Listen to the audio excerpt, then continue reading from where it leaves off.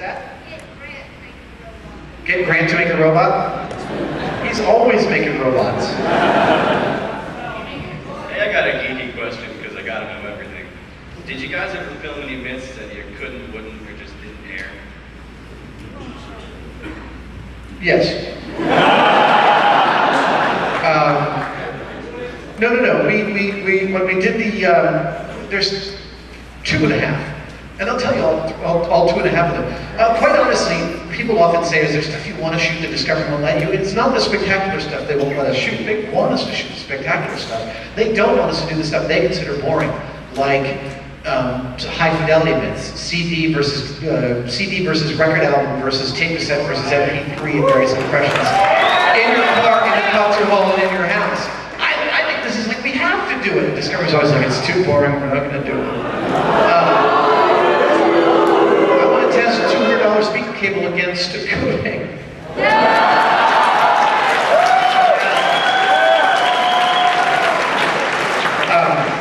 And I'd like to show where interference really does occur and where it doesn't, like in an HDMI cable. But early on we did a Facts About Flatulence episode. Now, we had previously done an episode called Son of a Gun, in which a Civil War soldier was injured by a bullet that pierced him in the private parts and then pierced the womb of a woman 50 feet away and impregnated her. And because we were able to do that in a tasteful fashion, Discovery was like, okay, you can do an episode about farts. But you can't say fart during the whole episode, standards and practices, and you can't even say your second favorite, which is Chanel #2. But we did the episode, we managed to do some pretty gross stuff and get some good material out of it. But the finale was this whole sequence of me lighting one of my farts. I did like 7 or 8 of them on high-speed camera. You can see my jeans moving in. I had a chair with stirrups in it, like this. It was great. And they were like, the executive producer at that time saw the footage and was like, oh. I went and watched it off-site. It was like nuclear material. The second time was, we were, you ever go to the grocery store, you say to your mom, I want the sugar bomb cereal, and she says, that crap, the box it's in is more nutritious for you than the cereal.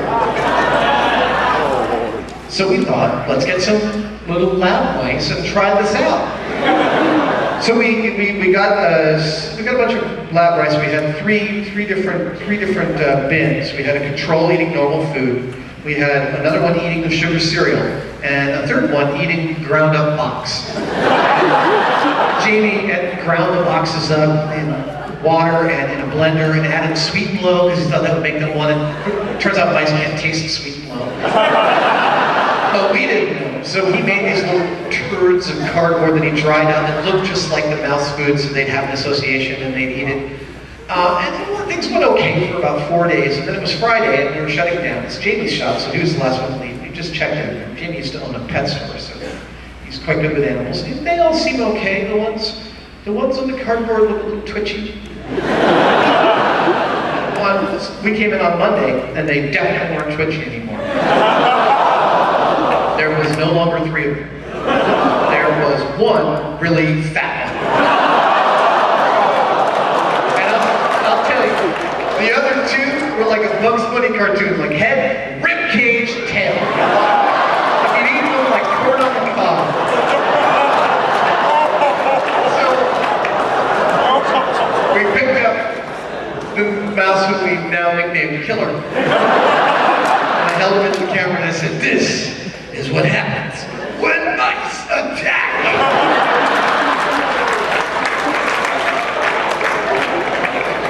And then we fed him a Jamie snake.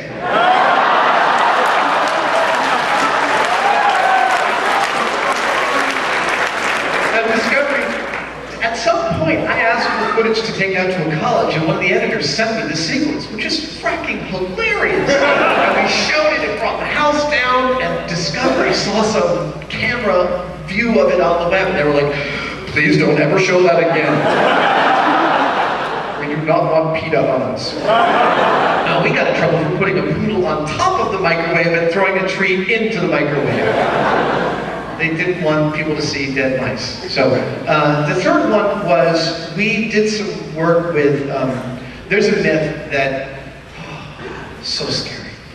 There's a myth that a liquid oxygen truck ruptured, spilled liquid oxygen all over a roadbed, and one of the rescue vehicles came up, and liquid oxygen is, for anybody who's ever worked with it, the scariest crap in the world. It makes everything a bomb. Take an oily rag, put it in liquid oxygen, hit it with a hammer, and it'll blow the wall. It's that scary. And the myth is that the liquid oxygen spilled on the roadbed and combined with the bitumen of the asphalt surface blew up the whole road. So we started doing research into this, and we gathered a few scientific papers that talked about the various things you could do with liquid oxygen, like supposedly you could stick a butter in it for 20 minutes and throw it and it'll blow up when it lands. And the thing we discovered with LOX is, that's what they call it, LOX. The thing we discovered with it is that we had a very hard time replicating what it said in the research.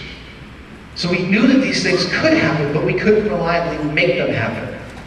Once you combine that with the fact that whatever we do has to happen far away from anybody, and you have to stay away from that area for a really long time, because one of the things we learned early on in doing the show is, what if nothing happens? Nothing happening is often the scariest thing that could possibly happen, because no one wants to go near the thing that nothing happened.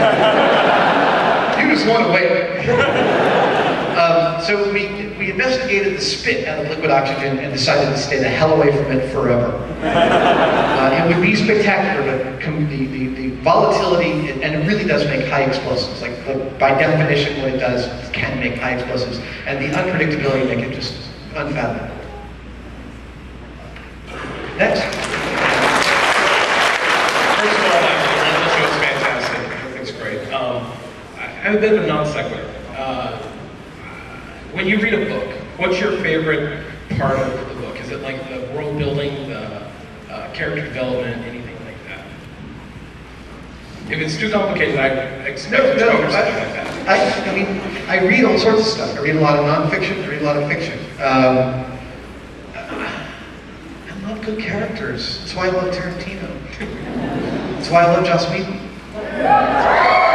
It's why I love Raymond Chandler. They all wrote characters that they would love to go out and drink with every night for the rest of their lives. These are all your best friends. They're all really interesting people. They're all my heroes. So the authors that I like, people like Chandler, Murakami, Dave Eggers, Gabriel Garcia Marquez, they all write really deep character and deep story for fiction. And then, you know, nonfiction is a genius about Richard Feynman. It's one of my favorite biographies ever. And authors that can make history interesting, like Jay Winnick's The Great Upheaval or April 1865, are just stunning.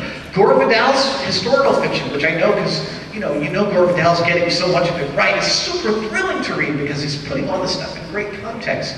I mean, it all comes down to people.